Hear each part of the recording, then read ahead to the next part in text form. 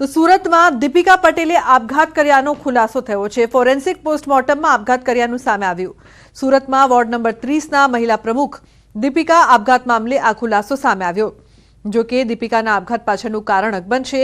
પરિવારે આપઘાતને લઈને સવાલો ઉઠાવ્યા હતા। મહત્વનું છે કે ભાજપના વોર્ડ નંબર 30ના મહિલા મોરચાના પ્રમુખ દીપિકાબેન પટેલે 34 વર્ષની ઉંમરમાં પોતાના ઘરમાં દુપટ્ટા વડે ગળે ફાંસો ખાઈને આપઘાત કરી લીધો હતો। ભીમરાડ વિસ્તારમાં રહેતા પરિવારમાં શોકનું મોજું ફરી વળ્યું હતું।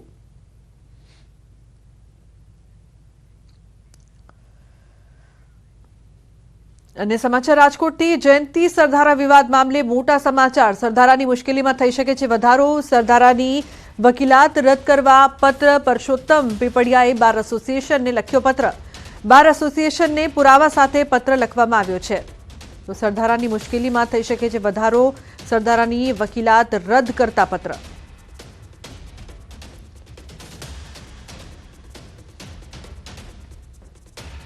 તો મહારાષ્ટ્ર માટે ભાજપે 2 નિરીક્ષકની કરી છે નિમણૂક।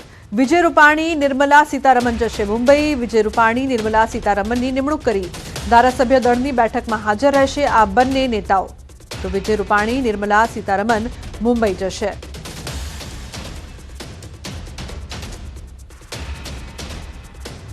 બંનેની નિમણૂક કરવામાં આવી છે। મહારાષ્ટ્ર માટે ભાજપે 2 નિરીક્ષકની નિમણૂક કરી છે જેના માટે તેઓ મુંબઈ જશે। વિજય રૂપાણી નિર્મલા સીતારમણ મુંબઈ જશે। તો ત્યાં ખાસ બેઠક પણ કરવામાં આવશે।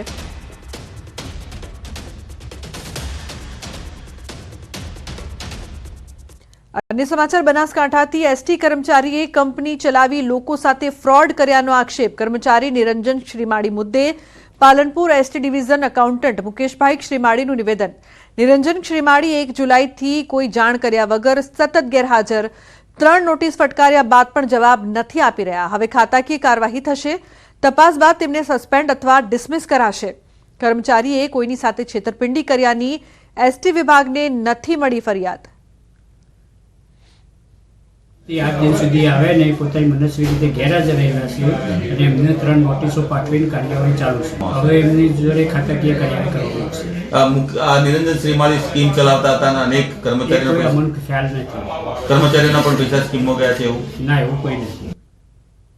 તો અમદાવાદમાં વધતા અકસ્માતો વચ્ચે મેટ્રો કોર્ટનો મહત્વનો ચુકાદો। વર્ષ 2016ના કેન્યુક 4 રસ્તા નજીક હિટ એન્ડ રનના કેસમાં આવ્યો છે ચુકાદો। અકસ્માત કરનાર આરોપી શ્રીનંદ શાસ્ત્રીને 15 માસની સજા અને ₹5 લાખનો દંડ। આરોપીનું ડ્રાઇવિંગ લાયસન્સ 2 વર્ષ માટે સસ્પેન્ડ કરવા કોર્ટનો હુકમ છે। અન્ય વાહનોના માલિકોને પણ નુકસાન બદલ વળતર ચૂકવવાનો હુકમ।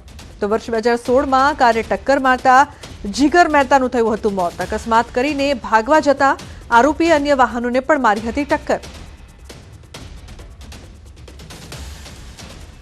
વડોદરાની બરકાલ કોલોની વિસ્તારના ખેતરમાં આવી ચડ્યો મગર। કેળના ખેતરમાં મગરના બચ્ચાએ દેખા દેતા ખેડૂત અને શ્રમિકોમાં ફફડાટ ફેલાયો છે। બરકાલ કોલોનીથી ઝાંઝર તરફ આવેલા કેળના ખેતરમાંથી મગરના બચ્ચાનું રેસ્ક્યુ કરાયું। તો વાઇલ્ડ લાઇફ ટ્રસ્ટ માલસરના ભરત મોરીની ટીમ દ્વારા મગરના બચ્ચાનું રેસ્ક્યુ કરી નર્મદા નદીમાં મુક્ત કર્યું।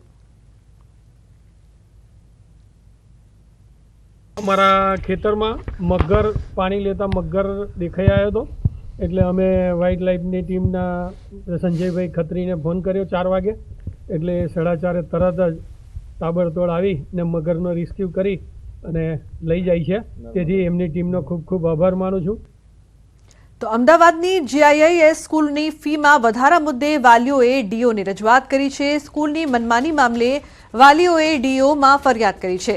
જીઆઈઆઈએસ સ્કૂલની મનમાની સામે ડીઓએ સ્કૂલના હોદ્દેદારોને વહીવટકર્તાઓને કચેરીમાં હાજર થવા ફરમાન કર્યું છે। જિલ્લા શિક્ષણ અધિકારીએ સ્કૂલ સંચાલકો અને વાલીઓને મળવા માટે બોલાવ્યા હતા। જો કે પ્રિન્સિપાલ હાજર ન રહ્યા। આ બાબતે ડીઓએ શાળાને કારણદર્શક નોટિસ ફટકારીને ખુલાસો માંગ્યો। આપને જણાવી દઈએ કે આગામી ગુરુવારે ડીઓ આચાર્ય અને વાલીઓ સાથે બેઠક કરશે।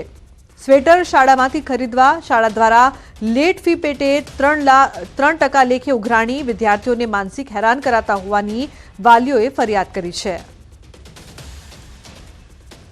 જે હાઈકોર્ટના પરિપત્ર પ્રમાણેની 5%ની જે ફી વધારો છે એના કરતાં અમુક ફી વધારે લઈ રહ્યા છે સ્કૂલના તંત્ર દ્વારા. તદુપરાંત જે સ્વેટર વગેરેના જે પ્રશ્નો છે એના માટે ડીઓ સાહેબે ખાતરી આપી છે કે સ્કૂલને કારણદર્શક નોટિસનો જવાબ નહીં આવે તો એ પ્રિન્સિપાલ સાહેબ સાથે અમારી મીટિંગ અરેન્જ કરાવી આપશે, જેમાં ડીઓ સાહેબના પ્રતિનિધિ પણ હાજર રહેવાના છે.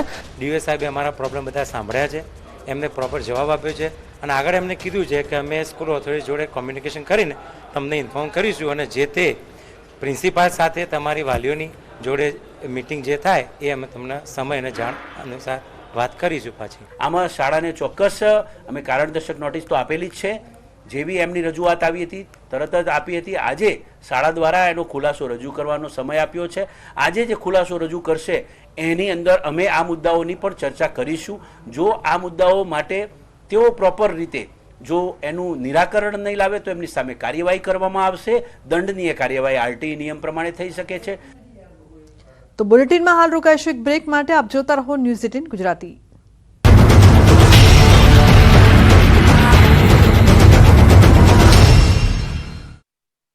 શ્રુતિ 6000 કરોડના બીઝેડ ગ્રુપના કૌભાંડને લઈને તપાસનો ધમધમાટ ચાલી રહ્યો છે. ક્રાઇમ બ્રાન્ચે પણ તપાસ તેજ કરી છે.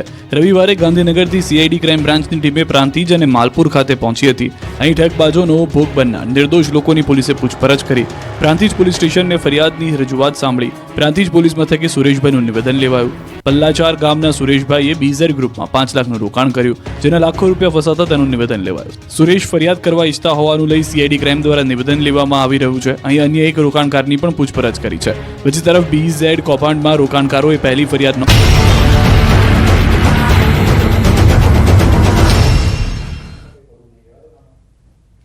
Welcome back. સમાચારમાં આગળ વાત કરીએ તો વેરાવળવાસીઓ હવે સાવધાન થઈ જજો. હવે આડાઅવડા વાહન પાર્ક કરશો તો તુરત જ ટોઈંગ વાનમાં આપનું વાહન લઈ જશે. આજથી વેરાવળ સોમનાથ પ્રભાસ પાટણમાં 2 ટોઈંગ વાનનો શુભારંભ કરાયો છે. ગેરકાયદેસર વાહન પાર્ક કરનારાઓ પર હવે બોલાશે તવાઈ. પાલિકાના સહયોગથી ફૂટપાથ પર સફેદ કલરના માર્કિંગ કરાયા હોય ત્યાં જ વાહનો પાર્ક કરવા પડશે. ઘણા સમયથી ટ્રાફિકની સમસ્યામાં વધારો થયો છે, ટુરિસ્ટ પણ વધ્યા છે. એને કારણે થઈને અમે 2 ક્રેન, એક 2 વ્હીલર માટે, એક 4 વ્હીલર માટે 2 ક્રેન આજથી શરૂઆત કરી છે અને નગરપાલિકાના સહયોગથી ફૂટપાથનું ડિમાર્કેશન થઈ ગયું છે. અને જે લોકો એ સિવાયના જગ્યાઓ પર પાર્કિંગ કરી રહ્યા છે એને ટોઈંગની કાર્યવાહી આજથી ચાલુ થશે. તો સુરતના ગંગાપુર ગામમાં શાળાના અભાવે વિદ્યાર્થીઓની હાલત કફોડી બની છે. ગંગાપુરની જિલ્લા પંચાયત સંચાલિત પ્રાથમિક શાળા જર્જરિત થતા તોડી પાડવામાં આવી છે, પરંતુ શાળા તોડી પડાયાના 2 વર્ષ બાદ પણ નવી શાળા ન બનાવાતા વિદ્યાર્થીઓનું ભાવિ જોખમમાં મુકાયું. સ્થાનિકોની રજૂઆત બાદ વિદ્યાર્થીઓ હાલ ગામના ચર્ચમાં અભ્યાસ કરી રહ્યા છે, પરંતુ ચર્ચની સ્થિતિ પણ જર્જરિત જોવા મળી રહી છે. ત્યારે ગામ લોકો વહેલી તકે શાળાની માંગ કરી રહ્યા છે. તો આ અંગે માલધા ગ્રુપ ગ્રામ પંચાયતના સરપંચને પૂછવામાં આવતા તેમણે જણાવ્યું કે ઉપરથી શાળાની મંજૂરી મળી ગઈ છે. વહેલી તકે શાળાનું બાંધકામ શરૂ થઈ જશે. એવું છે કે જે ગામ સ્કૂલ જે છે 2 વર્ષથી તોડી પાડવામાં છે, લગભગ 2 વર્ષ થવા આવ્યા છે તોડી પાડીને. ને અત્યારે કેથોલિક ચર્ચ જે છે એ ચર્ચમાં ભણે છે બાળકો. એ ચર્ચની અંદર પણ જર્જરિત હાલતમાં છે. ગમે ત્યારે પણ પતરા તૂટી પડે એવું છે. ને જેમ બને તેમ સરકાર અમારી ગામની શાળાની ધ્યાનમાં લઈને બાળકો ચર્ચમાં બેસે છે એ 1 વર્ષમાં કે 2-3 મહિનામાં અમારી શાળા સરકાર બનાવી આપે એવી અમારી માંગ છે. ગંગાપુર ખાતે આવેલા શાળાનું મકાન જર્જરિત થઈ ગયું હતું. એની અમે સરકારમાં રજૂઆત કરી હતી તો શાળાના ઓરડાઓ તોડી નાખ્યા છે. હાલ બાળકો ગામના ચર્ચમાં અભ્યાસ કરે છે અને આ શાળા માટે મંજૂરી મળી ગયેલ છે, જેથી ટૂંક સમયમાં શાળા બની જશે.